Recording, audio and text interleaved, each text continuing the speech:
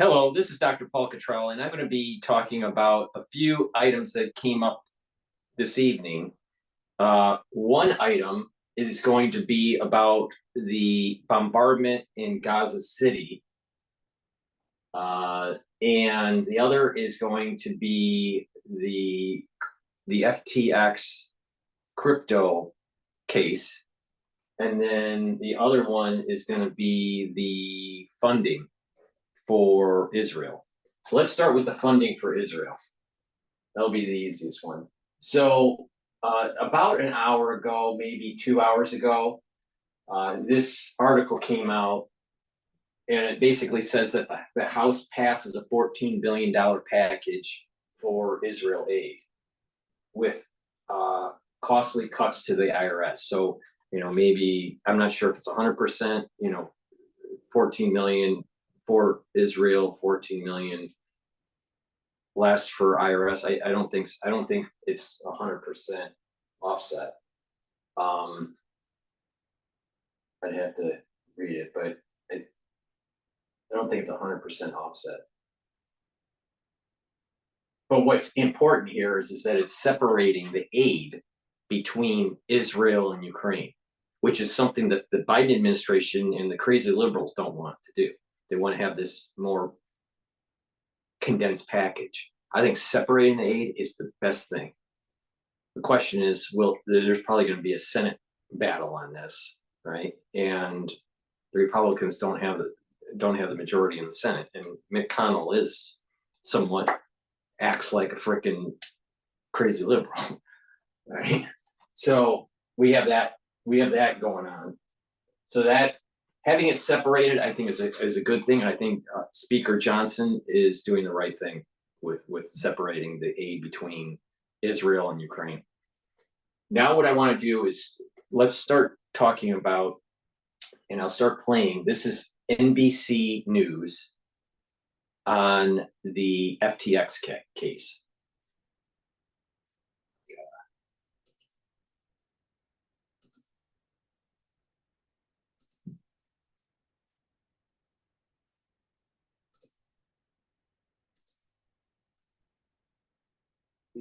Top story. Sam Bankman-Fried guilty on all 7 counts of fraud and conspiracy. The 31-year-old was accused of mismanaging customer funds stored in his crypto exchange FTX to enrich himself and his family. We're talking about potentially $10 billion in losses. Angela Senadell is back with us. She's obviously $10 billion. All right, this is like the next. This is just like Madoff kind of stuff.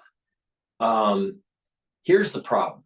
One, there are many problems to this. There were Democratic donations that were taking place from FTX and Sam, sending it to the Democratic Party.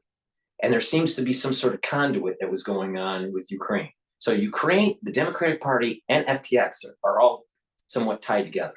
All right. Now, it was an unregulated market. And people need to understand that when there's unregulated markets, that these types of people, Sam and others, will take advantage of the client accounts because they're not separating them. And they'll just use the money. Now, there is a regulatory body that prevents banks from doing that. All right? But banks can still trade in the market based on their deposits. And this is the reason why it was so important to put a firewall between the investment side of, the trading side of the bank and the actual commercial banking. But those boundaries have been eroded over time. So, client accounts should be sacrosanct, and they should not be able to be pillaged by the corporation. Now, because there wasn't too many regulations with the crypto market, it was a free-for-all. Now, what he did was wrong on a moral standpoint, but what has happened was that crypto was allowed in our government to kind of try to flourish, and there was this conduit of money flow through donations and and laundering, going through going through different entities, right? And even going through Ukraine. But the big problem here is that Sam was pillaging the client accounts. Crypto, the problem with the crypto market, many problems with it. One, it's not regulated. Two, it is a virtual fake commodity. Three, it's a beta test through blockchain and metadata to be able to track and trace your activity. And so everyone that's been investing in crypto has been somewhat complicit into a 1984 surveillance state through the currency, thinking that they would be able to circumvent the Federal Reserve. You think that the Federal Reserve is really going to relinquish power? Wars have been created because of currency. All right, they're not going to let a bunch of geeky MIT people try to bring down the Federal Reserve. But what they will do is let people invest into that space, create the infrastructure to usher in the digital dollar that is controlled by the Federal Reserve. And now you have track and trace. So everyone that went into crypto and invested into blockchain technologies and stuff like that, you helped usher in a 1984 world. A surveillance technology world, a world where now social scoring and being able to shut down your ability to transact financially has come to fruition. Thank you very much for the ones that invested in that realm. Thank you very much for thinking you're so smart that you ended up ushering in 1984. Now, another thing that, because I follow the whole investment space, right, over the years, over the decades actually, but over the years, right? Bloomberg TV, especially their technology segments,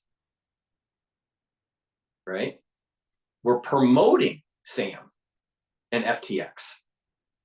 They would have him on daily talking about the space and how it was going to change the world, promoting the 1984 technology, promoting the blockchain, promoting people to invest into that space.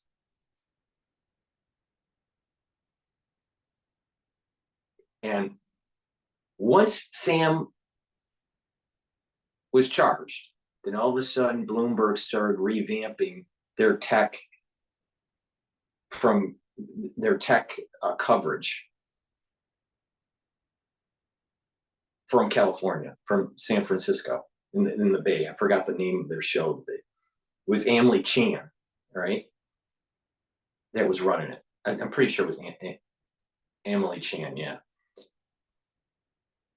I forgot what the name of the show was, but but what did they do right after he was charged? They changed the whole setup of how they were doing that show. Bloomberg TV is complicit in this. And the reason why that they're complicit was they were using him, Sam, to promote this technology, to get people to invest in it, because a lot of professional investors watch Bloomberg, right? To move serious money into that space for investment and to be able to move these currencies as commodities and to be able to usher in seed money for startups that are using blockchain. But no one's calling off Bloomberg TV and Bloomberg Corporation at being complicit in promoting 1984 technology, surveillance state technology, and a crypto market that is a canard. Again, Dr. Paul Cottrell has to tell you what the real deal is here. Emily Chan and Bloomberg are complicit with this.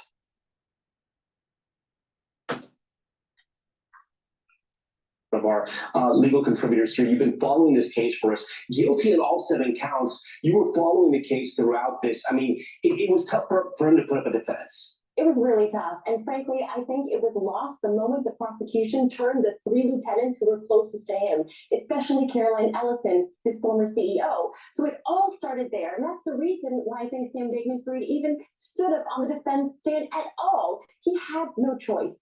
Everyone said it was him who masterminded the entire operation.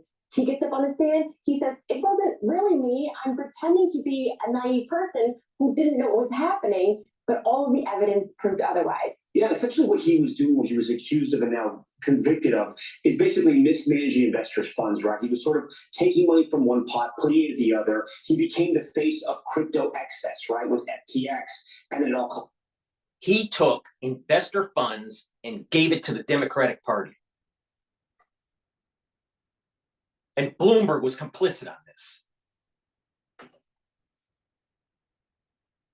On him and on those investors, they lost their money. Right, it's true. So to some extent, his team tried to argue that they were scapegoated, that they were just being prosecuted because he was trying something new. He was going into a brand new industry, making these huge strides. And when it implodes, he alleged that the government just prosecuted whoever they thought was responsible while not knowing what was going on. So that's what he was saying, that he was an entrepreneur, an engineer, a visionary.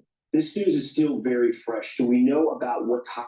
He was a high-tech thief from MIT, and his fucking parents were involved.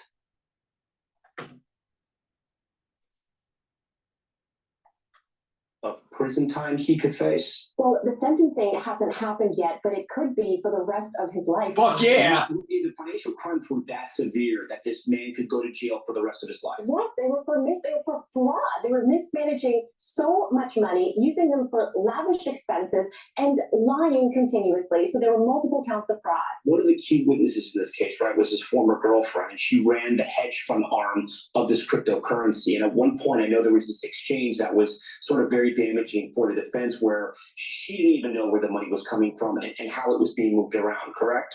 Yes, that's true. So his defense attempted to say that I just looked at these spreadsheets, but I didn't look closely enough, that I just kind of checked some boxes. But the problem is Caroline Ellison testified that he masterminded everything. And the biggest loophole was why he hired her and paid her only $200,000. If he was going to hire someone spectacular to really take over all the finances, you would expect that person to be paid a lot and be very well qualified. But when you have Sam Bankman-Fried as the founder, hiring someone very low level, paying them a small amount of money, and then claiming that he's not the mastermind, that's a contradiction I'm assuming the jury couldn't get around. How much of a role did cryptocurrency itself play in this case, right? Because it's a type of currency that not everyone understands. It exists. A lot of people invest in it. It's gone up and down. If you got in early, you're still doing pretty well on it. But he became the face of this. And it also, I don't want to say it shows the uncertainty of it, but there have been a lot of big name investors, namely Warren Buffett, who have stayed away from this. How does this impact that market? It impacts it a lot because it gives the... Take my advice. There is no way the Federal Reserve is going to relinquish power. Never. Never, ever, ever. It'll be the fall of the country before that happens. So anyone that's going into crypto, it's the Wild West. It's a virtual commodity with high volatility. And don't think that you're going to be able to store value. A stable currency stores value. A volatile currency does not, based on definition. Anyone that thinks otherwise doesn't know what the fuck they're talking about. That you really never know what's happening. And if you don't know what's happening in an industry, these people might just be children who are playing with your money. And once you saw the stories of them using this to pay for an arena and to pay for these lavish real estate parties, you start to understand that maybe this industry that's unregulated can have pitfalls. Do we know when the sentencing will take place? It'll take pretty close to this verdict that we just had. I mean, you're right, the judge will determine the date. So if we didn't set it yet already, then we should know very shortly. And then in the meantime, he was reprimanded. He was brought from the Bahamas where he was essentially holding up, right? And he had moved part of his business there. Yes, he was extradited from the Bahamas, but also this is not the full extent of his trial. So they actually separated these charges, and he will be on trial again in March. So it is possible that in addition to this guilty verdict, there will be even more decades of jail time in front of him. All right, if you're just tuning in, Sam Bankman-Fried, the face, the head of FTX, convicted on 7 counts today in court in Lower Manhattan. We thank you so much for watching Top Story. We're ending tonight with breaking news, a little strange, but that guy is a high-tech thief, just like what Madoff did. You know, amazing. It's amazing that that it took this long to catch him. But the key here is that the ones that are complicit, the ones that were investing in that space, thinking they were going to make a buck and not realize that you are investing and promoting companies creating the 1984 metatagging that they'll need to track and trace and use social scoring, that if you don't follow a certain edict of the government, they're going to shut you down. If you don't think that I'm right about that, then just take a look at what happened to the truckers. I think it was last year that were protesting in Canada, and they shut them off with their accounts. And it's going to get a hell of a lot worse. Thank you for investing in crypto. Thank you for investing in companies that have blockchain. Thank you for ushering in 1984 surveillance technology. Stupid. And now the Federal Reserve is going with the digital currency. And Bloomberg Company promoted it on Emily Chan's show when she was doing her after the trading hours, promoting these tech companies. This guy was on her show almost every day, putting him on a pedestal that he's this really smart guy that was going to change the world. But he funded the Democratic Party, not with his own money, but with people that actually deposited money into FTX.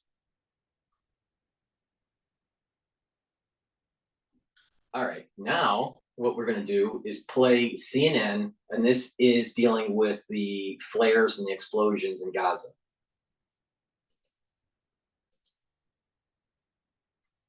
Camera in Sderot, not far from Gaza. How does this activity we're seeing compare to what we've seen over the past few nights? Well, the past few nights, it's not been as intense as this. We haven't seen this level of illumination. We've occasionally seen flares. We've heard heavy detonations. But as I look there, another missile, not sure what sort of missile it was, literally rained down from the sky and impacted on the ground, a bright flash coming up from it. These seem to be slightly smaller missiles, but the area here that's being illuminated by the flares is much bigger than we've seen recently. You just saw a flash come out there. I just saw another missile come down and impact on the ground. Possibly the way that the trajectory of that missile is, possibly it's coming from a helicopter. It's just not possible for us to say precisely at the moment. But there is a clear focus of the fire here. This firepower and the illumination being brought, it appears, on the edge of what I would estimate to be Gaza City. I believe I just saw a rocket actually fly to the right out of Gaza. We'll watch to the right towards Ashkelon and Ashdod, see if there's any interceptions from Iron Dome. But there was a red tracer fire literally flew from Gaza to the right, which is normally, from our experience here, been a rocket coming out of Gaza. I don't see any interceptions. I'm hearing interceptions. I'm seeing the flashes from interceptor missiles being fired out. So while this is going on here, it is clear to me from where I stand right now that Hamas or one of the other groups is firing rockets out of Gaza, even while they're under this heavy fire right now. Well, I heard at least 2 detonations from the Iron Dome interceptor missile shield from systems that are slightly to the north of us here, intercepting those rockets flying out of the city. what this tells us right now is the battle is having an intense moment as the troops try to engage with Hamas, as they try to have illumination, they try to use this light to get their way more safely into combat with Hamas. Hamas, of course, and the IDF commanders speak about this, Hamas is fighting on its own territory. It has set traps, it knows where its tunnels are, it knows how it can try to lead IDF troops, entice them into a certain neighborhood so that they can bring fire to bear on them. All this illumination here will give the IDF troops on the ground better visibility of the threats that await them. It won't mitigate against them fully, but it. As of this morning, I believe there were 15 casualties, 15 deaths of the IDF soldiers so far since going into Gaza. All right, that was this morning, U.S. time, and I'm recording this on November 2nd. And I suspect that there's some heavy duty things going on with the infantry and the casualty. I wouldn't be surprised if the casualties will go up on the IDF side with this. But it is an attempt for them, it appears, to be able to, at this moment, penetrate some neighborhoods that until 15 minutes ago were in complete darkness. You're just seeing another flash of light on the ground there as if something has detonated. I'm watching another rocket system in multiple parts, a second one coming down there into the city. This fire is very concentrated. Another rocket just came down. I'm seeing the arc of the traces after it there. This is a very intense amount of firepower that's going down on this confined location here. Well, surprising, almost surprising that Hamas was able to fire out a rocket. It's a pretty amazing how these illumination flares can light so much up. But this is very reminiscent to Iraq Desert Storm, and shock and awe, This whole thing with Gaza just reminds, this is the Israeli version of it. Hamas was able to fire out a rocket there. I'm seeing flashes off to the north, which is a hint to me that interceptors have been fired from Iron Dome up there again, possibly intercepting another rocket. But you're seeing the flares. These oftentimes, when we're watching flares that are dropped over Gaza, you will see one flare drop, two flares, maybe three, and they'll drop and it'll go to darkness. This is different. This is flare after flare after flare, illuminating this area now for, we're looking at perhaps 15 minutes now, Wolf.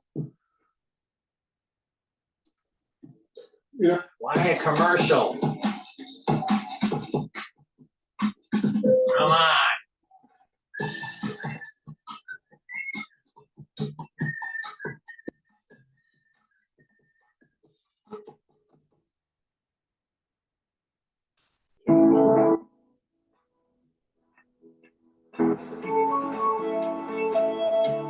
We are so excited. What is interesting about this is, before it went to commercial, I'll try to get to the frame here. All right, let's see if we can catch it. There seems to be something. There seems to be oftentimes rockets coming in that are dropped over Gaza. You will see one flare. There's drop, the flares. 2 flares, maybe 3, and they'll there's drop, something coming and in. Go to darkness. This is different. This is flare after flare after flare, illuminating this area now for, we're looking at perhaps 15 minutes now. Yeah. Yes. I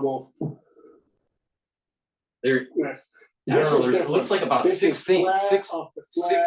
No, 1, 2, 3, 4, 5, 6, 7, 8. There's about 8. We're looking at perhaps 8 things going in there. I don't know if they were, they were from planes or if they were surface-to-surface missiles. This is our camera in Sderot, just outside of Gaza. We're seeing these live pictures. A massive Israeli airstrike campaign underway right now towards various targets in northern Gaza, as we can see right there. You see all the smoke. You see the the rockets coming down. This is a major new development. And we also saw some rockets coming in from Gaza towards Israel that appeared to have been intercepted by Israel's Iron Dome system. But we're seeing this very intense system. Nick, stand by for a minute. You're not too far away from all this drama that's unfolding. It seems like a major new chapter in Israel's air campaign against Hamas targets in Gaza. Ben Wiedemann, you know Gaza well. You've been there. I've been there as well. But tell us a little bit. I know you're in Beirut right now. When you see these live pictures coming in of this massive Israeli airstrike assault on northern Gaza right now, what do you think? Well, what I'm thinking is, from looking at the pictures, Nick, is in Sderot, which overlooks a fairly open area that goes to the edge of the populated parts of northern Gaza. And that seems to be where much of this fire, the flares, are being focused. Now, obviously, they're trying to make sure that those areas are clear. But after those areas, you start getting into the very crowded urban parts of the Gaza Strip, the suburbs of Gaza City, and that's where there's going to be a real danger of high civilian casualties. Now, Nick was quoting the Israeli authorities talking about precision strikes, precise information, but what we know is that oftentimes it's not as precise as it could be or should be. And already what we've seen is that futures market is slightly down. U.S. futures market for equities just slightly down at this moment in time. And already what we've seen is a death toll in Gaza well over 9,000 at this point. So as they move forward into those populated areas, the death toll is likely to soar. And not just that, what we've seen is in the days since the ground incursion began on Friday is that Hamas is using to maximum advantage its knowledge of the terrain, its tunnels that it's been built, booby traps and whatnot, and therefore this is going to be a very bloody fight all around for civilians, for the Israeli military, for Hamas, and this is probably going to be a very long and difficult battle, street by street, house by house. There's some more rockets that are going in. But clearly, just looking at these pictures, they are laying down smoke, flares. There's incoming, it looks like artillery. I'm just looking at the earlier news in the afternoon was that Israel surrounded Gaza City. All right. And then now you have this large bombardment. Now you got to remember that is a very heavily populated area. It's in the northern area. They've been told, right? The Palestinians have been told, get the hell out of the northern part of Gaza for weeks now, right? So if they didn't, it's their own damn fault. But not just that, because it's so dense, right? There probably is a lot of tunnel systems in there, right? So this is, I would not be surprised if the IDF has high casualties in this, all right? Now, what is interesting is that do they have troops on the ground targeting certain locations, GPSing, and then sending those coordinates and being able to do smart bombs to that? You know, and that may be part of the reason why they're doing this heavy flare situation. I don't know, but I'll tell you, Hamas is getting fucking pounded on this. So you know what? This is the kind of sustained activity that is needed to root out terrorism. This is the kind of activity that is needed, sustained activity to get the job done. But what you'll hear in a few days, all the casualties of the civilians, even though they should have been leaving, you know, and before this happened, there were about 9,000 individuals killed in Gaza, right? 9,000. You know, I wouldn't be surprised that that number goes to 10,000 tomorrow morning. It looks like artillery. I'm just looking at the pictures now. Artillery, rockets, and obviously there are ground troops in there as well. So this is certainly in all my time of watching Israeli military action going into Gaza, this looks like the most intense I've ever seen, Wolf. Yeah, you And make a very important point. And this Ben Winderman, you know, he's been around for a long time. He's you know, he's a veteran of coverage, you know, especially of this area. This is very reminiscent of how the United States military was handling Iraq in the very beginning. Sustained effort is what is needed to get the job done. Hamas has to be eliminated, Hezbollah needs to be eliminated, and Iran needs to be eliminated. Now, I take the stance, a very strong stance, that Israel needs to go back to biblical borders and the Temple Mount has to be rebuilt. God is very upset with all of mankind because we've allowed crazy liberals to run rampant, the destruction of the family unit, the people that are moving away from the Bible precepts and the Torah precepts, and people are being judged. And in addition, there is a growing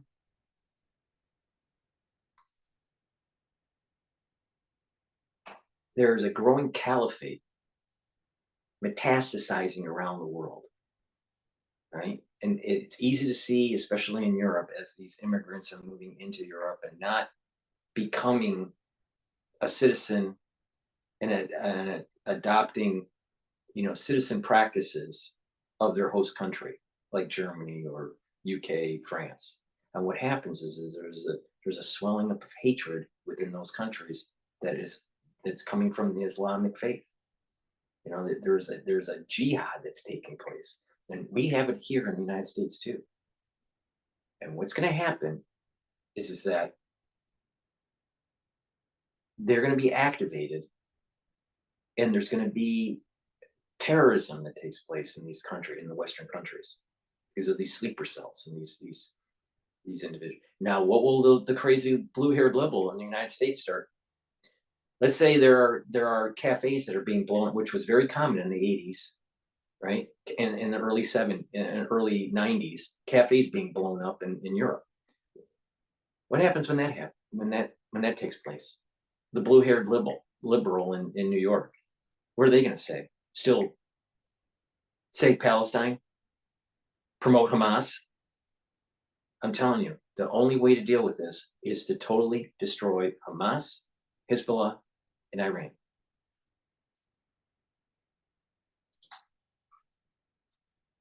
Yeah, you're making a very important point. This is a very, very intense Israeli air assault on northern Gaza right now, not far away from Sderot, Israel, where Nick Robertson is just north of Gaza right now. You see these rockets coming in, pounding and pounding. Clearly, in the past, when Israel has undertaken a massive air assault like this, it sets the stage for a ground invasion that's about to come in. I suspect that's what's going to happen in this part of Gaza as well. Israeli ground troops, tanks, artillery will move in after. They're already there. They already moved into northern. They're already taking positions and securing sectors. What is he saying? Now it could be that there's going to be a more massive movement into the region. That probably. But what they're doing is they surround the city and they're going to pound the hell out of it, and they're going to clear that city of Hamas. That's what's happening. But I suspect that the IDF is going to have some serious casualties. Artillery will move in after this area is pounded with these heavy airstrikes that are ongoing right now. We're showing our viewers live pictures of what's going on in Gaza. It is really, really intense. Let's go back to Nick Robertson. You're there in Sderot, Nick. You have a much better sense of what's going on. And you say you've not seen anything along these lines. Here come some more rockets into Gaza from presumably Israeli planes flying overhead. But go ahead and give us your sense of the enormity of this development right now. Well, Wolf, I'm standing right next to our cameraman, John Torriguri, who is filming this. We have a high vantage point overlooking Gaza, and it looks to us as if this is on the northern edge towards Gaza City. As Ben said, there is open ground from the border fence. So you saw, or you're about to see, because I'm seeing it in real time, there's a delay, a big flash coming out from the epicenter of that smoke. This is the biggest and most sustained use of flares, and it appears smoke as well on the ground. We have seen in recent days at the beginning of the incursion how the IDF used heavy smoke to blanket the area. This is a military tactic so that they can move in unseen. We're seeing it again now. We're seeing big flashes at the southern end of that smoke. And what the IDF is describing this evening is a very new situation for them, a much stronger situation for them, whereby they say they have encircled entirely Gaza City. If they have encircled Gaza City, as they say, they have potentially cut the north of Gaza Strip off from the south of Gaza Strip, potentially meaning the Israelis now are blocking any Hamas in the north of the Gaza Strip from escaping to the south. So you're now watching a battle. In some ways, you know, one of the team here was just talking about it.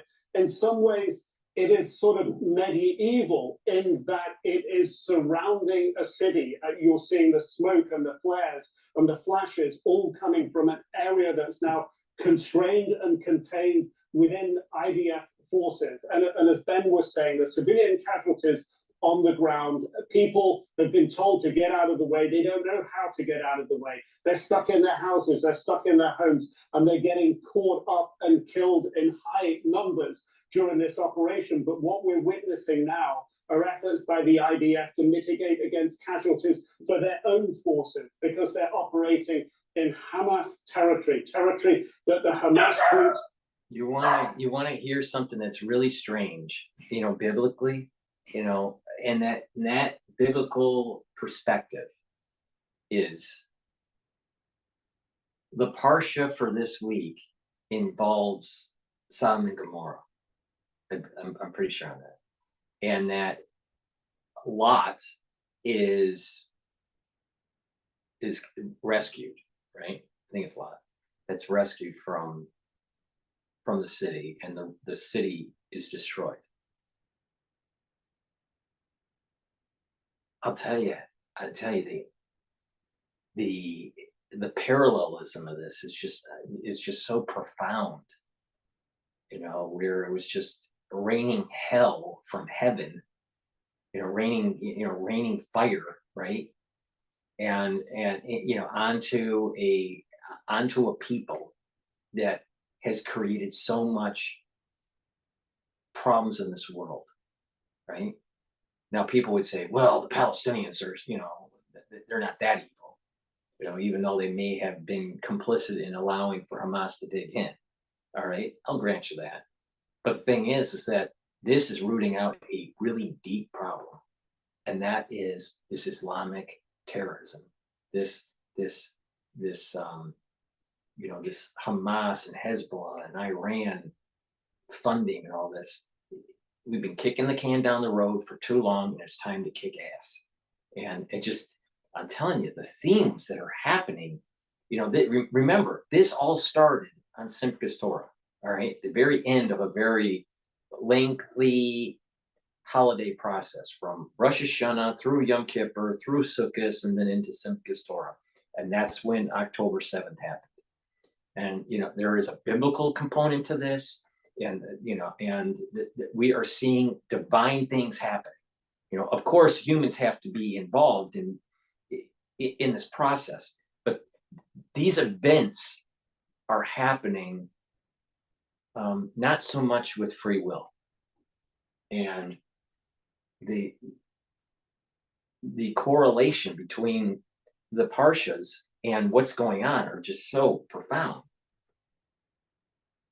You know, even with what, and I'll do a video too on the canal. You know, George has been talking about the canal. I disagree with some of the things that he's saying.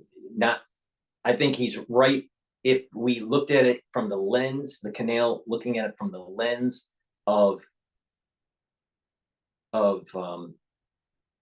tactical human planning kind of mentality. But if you look at it from the lens of the divine or of a Kabbalistic lens, that would not work. I'll go into details why. All right. Again, I'm giving my own perspective. If you just use human intervention, human tactical moves, maybe that makes sense, but it would not work. I don't think it would work on a Kabbalistic level, and I don't think it's going to happen. I don't know about the pipelines. I have to research that part of it, but the canal, I don't think is doable from a Kabbalistic point of view. I'll do another video in detail why that is. These events that are happening are biblical, and these events have a divine hand. I have a divine hand in it, and it's moving things forward towards these two important things, and that is resetting the borders to biblical times for Israel and setting up the stage for building the temple, the third temple, to do the sacrifices. The question is, would that temple have the ark or not? Depends on the interpretation of the rabbis. I think the ark will be there. So let's continue. But there is this, you can sense that there's this kind of divine thing going on. This is big. And I picked up on it right away. Right? Some people are thinking, oh, this is going to be the normal lob, maybe 2 weeks and it'll be a ceasefire. This thing is going full bore, and the question is, will it be just a local regional conflict, or will it be a global conflict? That's the big question mark. I suspect it will be a global conflict, because to reset the borders for Israel, that means that land has to be taken from Syria, from Lebanon, from Egypt, and from Jordan. Right? Now, it depends on which biblical boundary you're talking about. But it's much larger than what Israel is right now. Right? And for that to happen, a whole lot of people would have to be eliminated. Right? And that's now moving towards unconventional means, where it's depopulating that area through an unconventional mean. Now, it could be that Yemen, releases an unconventional mean. Iran releases an unconventional munition or series of munitions. But the thing is that the boundary, there need to I know I sound discombobulated, but there's a flow of knowledge that's happening right now. For the population in that region to reach a steady state, and for the borders of Israel to be larger, and to go back to biblical borders, there has to be a huge elimination of a large amount of people. And some of that is part of the Allied forces. What I mean by Allied forces, I mean, ones that are aligned with Israel. All right. And there is like I said, everyone's getting judged. Everybody's getting judged. Some hillbilly in the Appalachian Mountains is going to be judged on this. You listening to this, you're going to get judged on this. I'm getting judged on. Everybody's getting judged on this. All right. And parts of the Allied forces, their people will die. And there is going to be a depopulation that's going to take place, and that it'll be easier for these borders to start to grow in that region.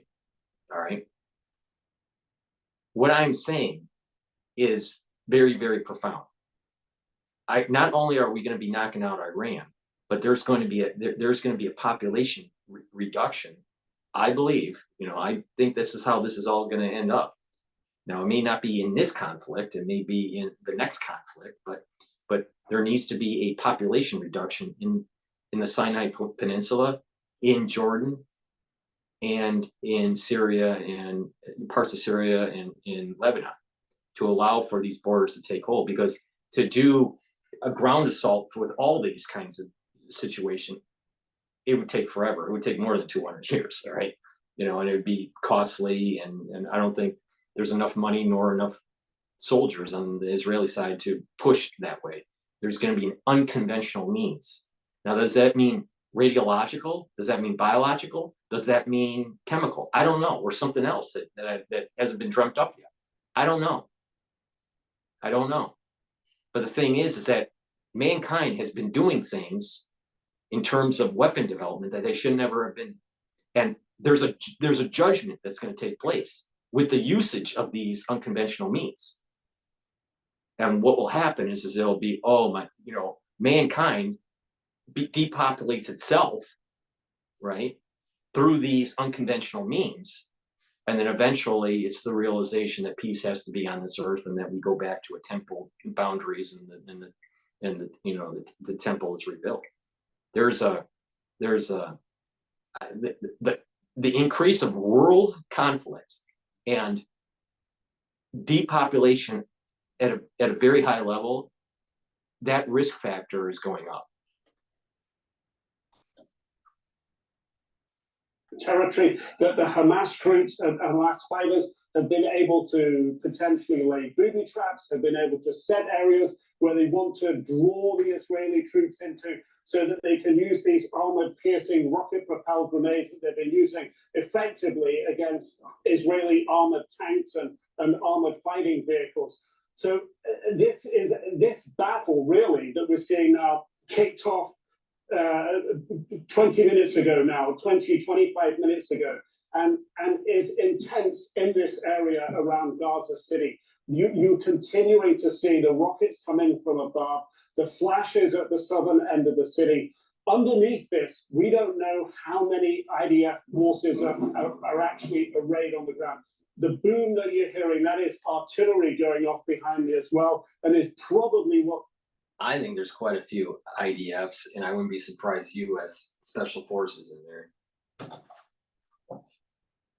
Me as well, and is probably what's causing the flashes that you may be seeing on the left of your picture. So another flash there at the northern end of Gaza Strip just now. But these that looks like something coming up out of Gaza, a rocket that didn't go far. Perhaps it fell short. But anything that comes up from the ground is most likely from the. Let's try to see if we can see that. There at the northern end of Gaza Strip just now. But these. Right that there. looks like something coming up out of Gaza, a rocket that didn't go far. Right. Perhaps it fell short. But anything that comes up from the ground is most likely from the center. That's most likely fired up by Hamas or another group inside Gaza. Anything that's coming out of the sky like this rocket right now, that will be coming down from Israeli aircraft or potentially from artillery fired in. Wolf. This weird new tool is quickly becoming the most popular Christmas gift of 2023. It replaces up to 90% of tools, eliminating that. Okay, so that is CNN on PNN. So I think I gave a unique perspective on the Sam trial and the conviction of it, FTX, and the fleecing of the investor funds, giving it to the Democratic Party, how, this was funneled, into Ukraine also. And so you donate to organizations that are helping Ukraine, right? And then there is a kickback that goes to some Democrats. So there's this flow, and then direct donations, right? So you got to pay attention. The crypto market was a means to launder money, all right, and to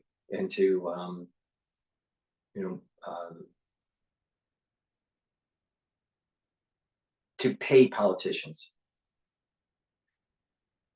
And Bloomberg TV helped promote him. And once he was charged, they backtracked and they didn't say anything about it. You got to remember, these money managers, they don't care about, they just want to make money. They don't care about the actual long-term effects, the long-term things the negative externalities that they cause. Classic example, look at all that money because they could get 10% return on an ETF or more when they were investing in China. We built up China. Now we're going to have to spend a whole lot more money to destroy them. So I gave you also a little bit of a perspective that I had with the bill that passed the House that has to go to the Senate now, that's separating the funds between the Israel aid package and the Ukraine aid package. I am more inclined for defunding Ukraine than funding Ukraine. I am also more inclined that Israel pays for the weapons, all right, instead of we just giving it to them.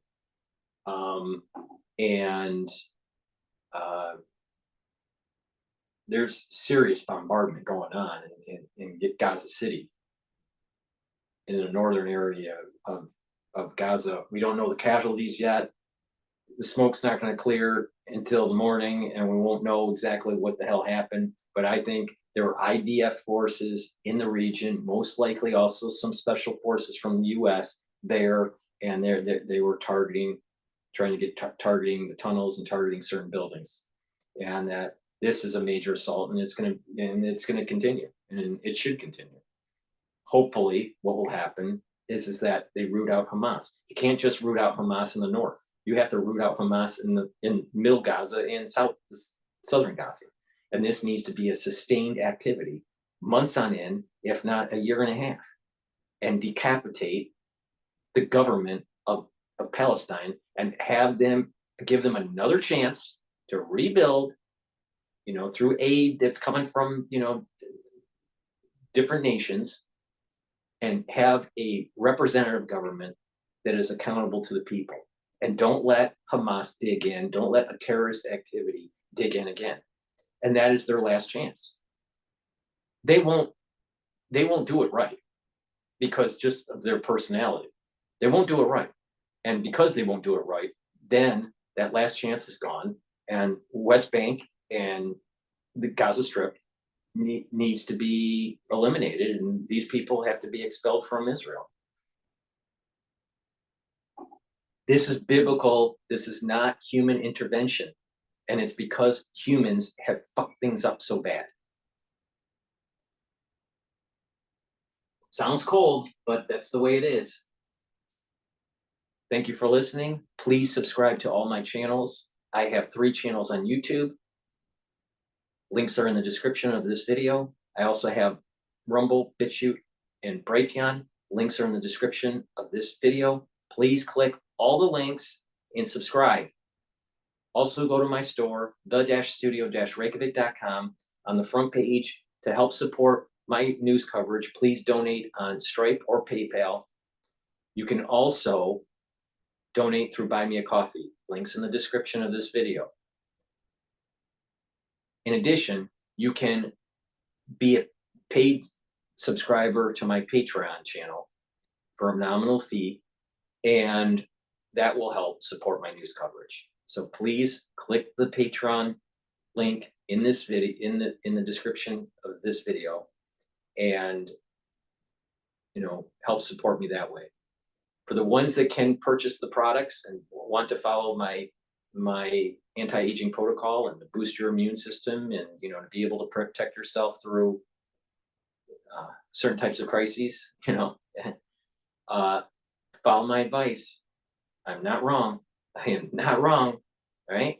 So go to my store, the-studio-reykjavik.com, and get the products that I recommend following as a protocol. Some of those products are the toothpaste. All right. This is a structural nano silver toothpaste. This is the best toothpaste that you can buy. It doesn't have any fluoride in it. And it's time for you to support Dr. Paul Cottrell and not so much on Alex Jones. My toothpaste is better than Alex Jones's toothpaste. So make sure that you go to my store, the-studio-reykjavik.com. Link is in the description of this video, and purchase a few tubes of this toothpaste. It will whiten your teeth, freshen your breath, reduce pathogens because of the structural nanosilver, reduce the inflammation of the gum, and help to improve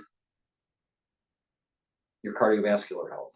Good oral hygiene is correlated to a better outcome with for your cardiovascular system. All right. When you don't neutralize those pathogens that are in your mouth, what will happen is they'll get into your bloodstream, and they may cause problems through your cardiovascular system and cause problems for your valves on your heart. So you want to neutralize those pathogens. Trust me. Silver gel also neutralizes pathogens on your skin. So what you do is you put it around your mouth, or, around your nose, lightly coat your nostrils, around your ears, lightly coat your ear canal, right? And on your hands, and it'll neutralize for 5 hours. Way better than Perel. Perel is toxic. You can't put it around your mouth and around your nose or your ears or around your eyes. This you can. This structural nanosilver you can do that. And it stays active for 5 hours. Perel doesn't stay active for 5 hours. In addition, you can put this on your skin and as a skin health, and it'll be able to improve your skin and tighten it. I have structural nanosilver soaps.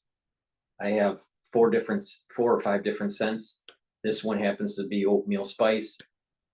This structural nanosilver soap helps to neutralize pathogens. It's a high-end product, very high quality. Get, a few bars of this. I also have another type of silver gel, right? So I have 2 types. I have this silver gel, and I have this one, different makers, different laboratories making it. This happens to have an easy dispenser with it, and you apply it the same way as you would apply this, right? So if ones would prefer this silver gel with the dispenser, you can purchase it on my store. It's the-studio-reykjavik.com. I also have multivitamins, high quality multivitamin that is easy to digest. You need minerals and vitamins as cofactors to help with cellular processes. If you don't have the right concentration, what's going to happen is that your cellular activity will be subpar because you don't have the cofactors. So take this as part of the protocol. Lignans, it's a powder. It helps with your hormonal health for males and females, and it'll help to boost your immune system. Take this in a smoothie or mix it with water. I put it in hummus. I mix it also with a probiotic that's also in a powdered form. I take it every day. Structural nanosilver lozenges. I have it in sweet menthol, 20 count, and also I have a green apple 20 count. Go to the store and purchase some lozenges. I also have blueberry drops and honey lemon drops. The drops are in 100 count. I've partnered up with Rainbow Herbals, and we've developed these deodorants, high quality deodorant that helps with detoxification. It is made from the Himalayan essential oils, extremely high quality product. All right, helps to detox. It does not have any aluminum in it. It's all natural, right? I have it in 2 different scents, one in citrus and other in peppermint tea tree. Get this deodorant, use it every day. It's a high quality, it'll help with your health. I have a lot of different products on my store, so just go to the store, the-studio-reykjavik.com, and follow the protocol.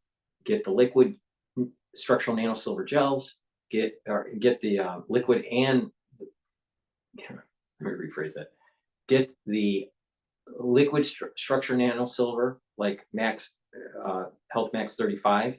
I take a teaspoon of that every day. Also, get the silver gels to help to neutralize the pathogens on your skin. That's the first pillar of the protocol, is neutralize pathogens. The second pillar of the protocol is to reduce reactive oxygen species. Take strong antioxidants like resveratrol and C60. C60 is the best that you'll be able to get for being able to absorb those reactive oxygen species and bringing down that cellular stress. When you do that, the cell gets healthier and the mitochondria will get healthier and you'll have more energy. In addition, you want to bring down pro-inflammatory cytokines. You want to bring down that inflammatory response. You take turmeric and ashwagandha to do that. That's the core of the protocol. Then you want to take the lignans and the probiotic, right? The B complex, the vitamin D3. You want the zinc and the magnesium, the collagen, right? You add to that protocol. But just remember, the core of it is neutralize pathogens, bring down inflammation, and bring down reactive oxygen species. C60 is an extremely important part of the protocol. Strong antioxidants is going to help you to get your body healing, and it's also going to help with recovery, especially if you work out regularly. You'll be amazed that taking C60 before you work out, you'll actually recover faster. In addition, that will help with slowing down the aging process. Listen to me. I know what I'm talking about. Please go to my store, the-studio-reykjavik.com, and get the health supplements that I am telling you about and follow the protocol. You will fare a lot better with your health. It's about preventative medicine, not getting on a treadmill and being on a bunch of pharmaceuticals. Thank you for listening. Please support my work by subscribing to all my channels, going to the website, purchasing the products, going to the website and donating, and also please share my videos. There's a censorship that goes on. If you notice, sometimes on certain channels, especially on YouTube, I may post something, you may not even get the announcement that's being posted until 4 or 5 hours after it's posted. And it is a premiere, all right? So, there's a censorship that's going on. We know why, because of what I've covered, right? And, the military-industrial complex has led us down this road that we're in right now. But there is a divine hand in this. Don't be scared. There's no reason to be scared, right? Cynthia, a regular follower on that, and has made a comment on one of the videos that don't have fear, don't be fearful in the Bible 365 times, which I didn't know, right? So, and what that basically is saying, that for every day, don't be fearful. If you are trying to be a good person, if you're trying to help people, no one's perfect. Very, very few people are perfect. Sadiqs, right? Very, very few people are perfect, right? So the far majority of us, right? The far majority of us are trying to do the right thing. There are several that are really bad, right? But if you're trying to do the right thing, you're trying to help people to the best of your ability, and people do have faults, right? You just try to improve each day, but don't be fearful. When you have fear, then that the great prosecutor comes in and can manipulate events at a personal level and at a global level. So don't be fearful. There's no reason to be fearful. To be knowledgeable and to also realize that there is a separation of people. Now, we've been amalgamated with evil, right? We've been entangled with evil at the societal level, and we're seeing the separation. Now, don't be on the bad side, right? Stay on the good side, right? And don't be fearful. You'll be okay. The ones that are on the bad side, and these crazy liberals, they're going to eat each other alive. They're going to eat their own tail. And don't be surprised, but don't be fearful, but don't be surprised that these protests that are going against Israel and Jews and, in the US, right, don't turn and go also after Christians. It's going to happen. Trust me on this. Thank you for listening and have a nice night.